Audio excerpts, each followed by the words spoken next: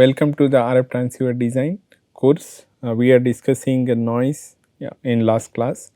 Noise, some of the portion I will continue this lecture. So, what are the useful noise? We have already discussed the noise in the diode in the last class. So, if we try to consider the BJT,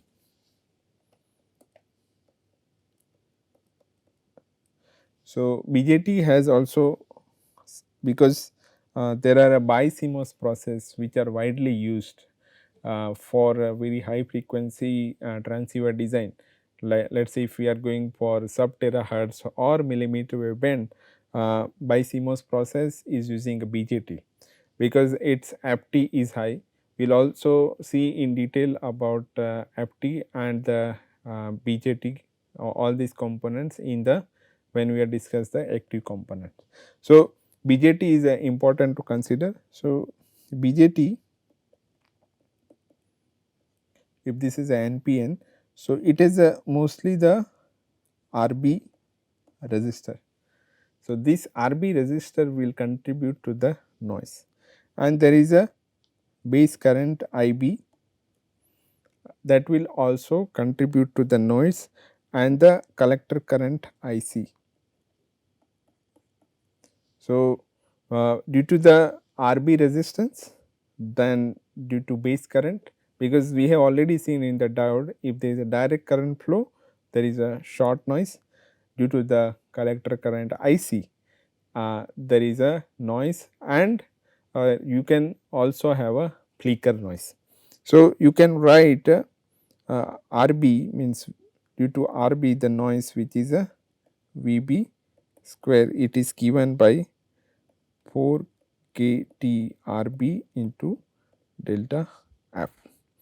You can also write the IC square, that is 2 Q IC delta F, and IB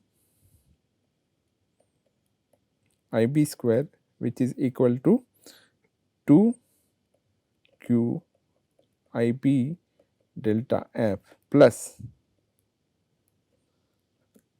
K1 into IBA by F into delta F. B is 1 because there is a B also will be there, but this is mostly 1. So, this is a flicker noise,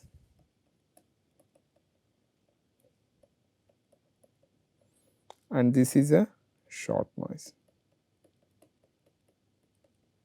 You can also add, if there is a, you are mostly working for low frequency, and you can also consider the burst noise as well.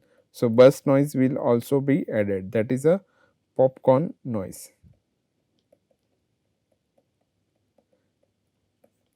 So, whenever, because if mostly for biomedical application, when you are working at low frequency, you should also consider the burst noise. So, the normal BJT has, these are the noise sources.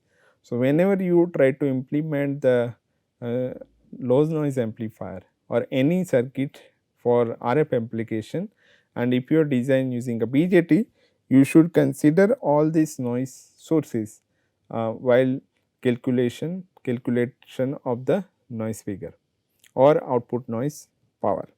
Similarly, we will get the noise in the MOSFET. So, we will also see what are the type of noise in the MOSFET. So, MOSFET has a thermal noise. So, if this is a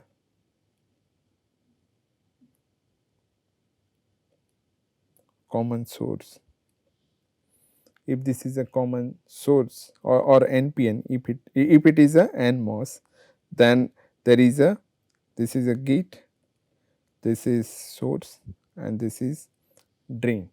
Now, there is a not much gate current, but the important noise in MOSFET is a thermal noise, and that is due to the transconductance Gm, that is given by 4 kT gamma into Gm. So, this is a thermal noise and that is due to the transconductance Gm, and it has a two parameter, one is a Gm and another is gamma. So, this gamma will be 2/3 for long channel,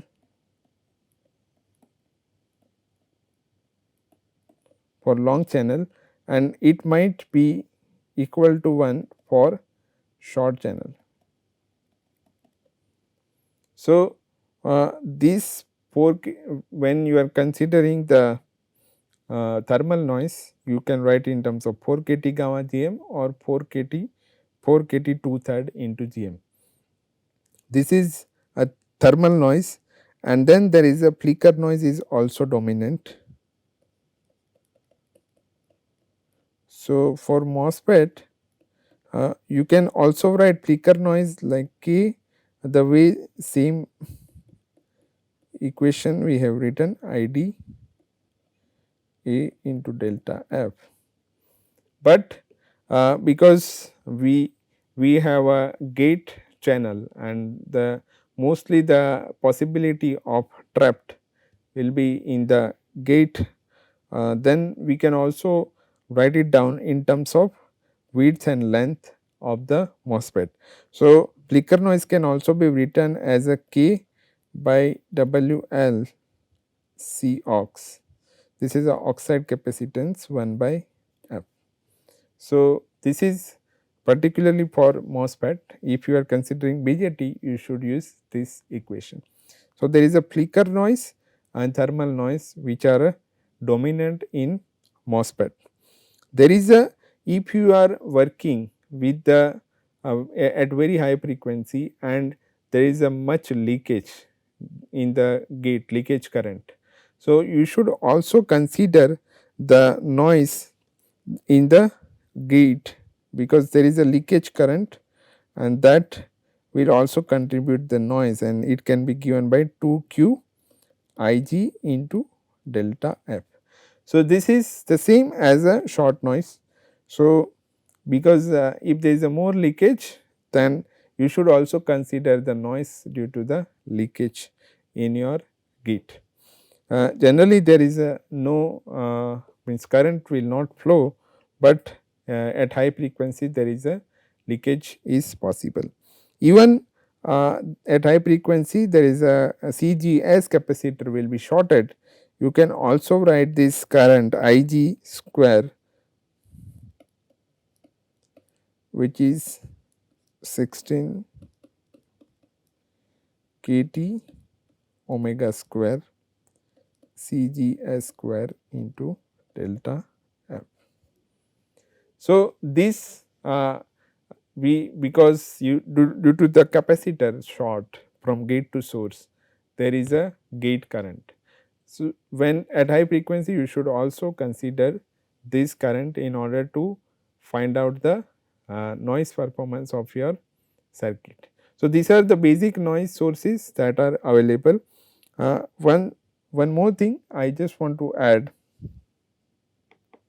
that if this is a power spectral density in log scale, so PST or in log scale,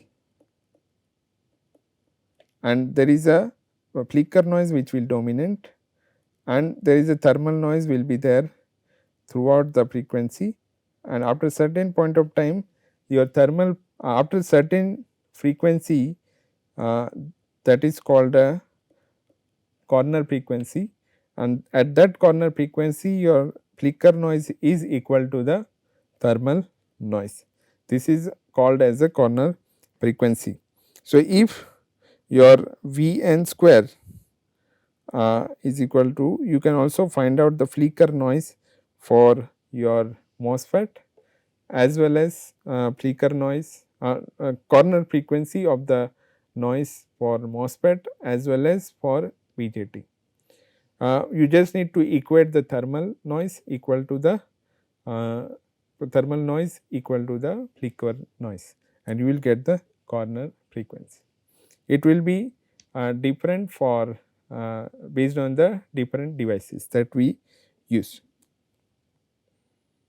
So, now we have almost discussed everything about the noise.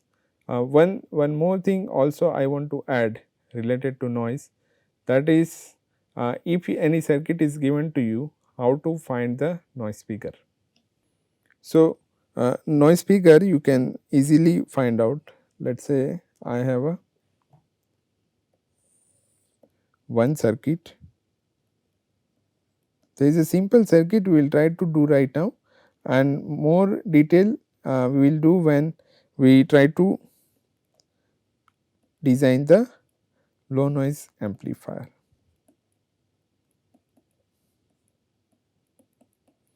So, for circuit, whenever you try to find out the noise figure, it is better you represent into the, because noise figure is nothing but I am rewriting this equation again and again, because it will help us to understand NO by SO. So, if I will write it down this as a G into SI, this will be cancelled out. Then output noise power divided by gain into and Ni will be divided. So, if there is a source resistance, mostly we will try to use a port, and that port has a source resistance of 50 ohm. So, your input power, input noise power is given by 1 by 4 kT Rs, and then you should get the Vn square out, that is the total noise power, output noise power divided by the gain. So, you can also represent gain as a naught square if you are considering the voltage quantity, because here you have considered the voltage quantity, you can also write a naught square. So, if you want to find out the noise figure for any circuit, you can, what you need to know is gain of the system and what is the output noise power, and this you will get based on the current, all the noise current. You should use a superposition theorem. By applying each current, what is the output noise, it will be added, and then the total noise figure you will get. So, we will try to solve for this, it will provide what. So, what is the gain for this? You can directly write Rp. Can I write Rp by Rp plus Rs? This is a gain, and now I can also mention the total noise output, that is 4 kT Rs, 4 kT Rs plus 4 kT Rp. So, I can Vn square out. So, here it is a 4 kT into Rs parallel Rp, because you have a noise due to this parallel resistance. We can write it down, we can put 4 kT Rs Rp by Rs plus Rp.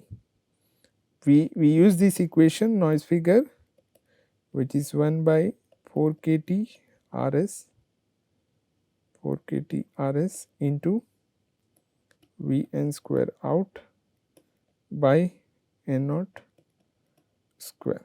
So, that is 1 by 4 kT Rs into we will use this equation Rs plus Rp square by Rp square into Vn square out is 4 kT Rs Rp upon Rs plus Rp.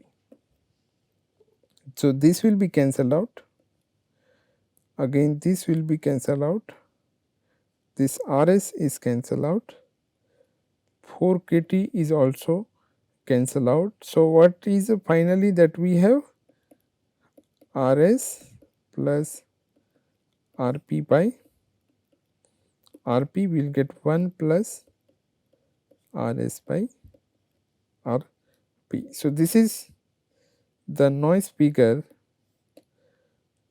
of this circuit. So, here the value of Rp, if you want to reduce the noise, you can increase the Rp or you can reduce the Rs. So, your noise will be reduced.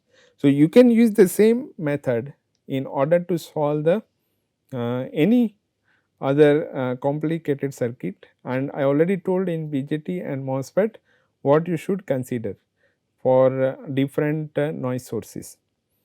So, now we are summing up here the noise analysis which we have started from the noise sources, and then we also discuss all the noise source like uh, thermal noise, flicker noise, short noise, burst noise.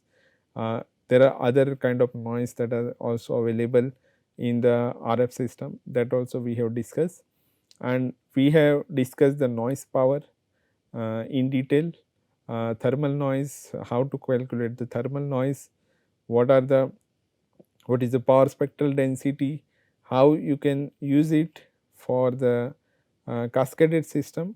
For passive devices also we have seen the same, and we try to analyze that how we can use the noise formulas, means noise power, to find out the noise figure, because noise figure is an important quantity. It shows the degradation in the SNR and it is used for any RF system. We have defined the noise figure, here also we have defined, and based on the noise figure we find out the if there is a cascaded system, what is a noise figure will be represented, and what is the noise temperature, equivalent noise temperature of the cascaded system. We try to solve the problem on one of the cascaded system, noise cascaded system, and that we have so in that we understand that for any RF system the first component is important to contribute to find out the noise of the complete system. So, your first component should have a less noise and sufficient gain. So, that is why we are using a low noise amplifier as a first block in receiver, and it should also have a sufficient gain, so that other noise will be reduced. After that we also discussed that what are the method are widely used in measurement to find out the noise figure, Y factor method and the gain method. We have tried to analyze how we can use this method to find out the noise figure for device under test. Then we have also tried to see that what are the sources, what are the components that widely used, diode, then BJT and MOSFET. So, what are the noise sources are there in BJT and MOSFET and diode, and we have also defined the flicker noise for all. This analysis for how we can do the analysis for various circuits on noise, that also we have find out. So, this is a complete noise performance, that noise analysis we have done in these 2-3 classes. This will help you in your entire course and in your future study to understand how you can apply. So, thank you. We will start from next class on nonlinearity. Thank you.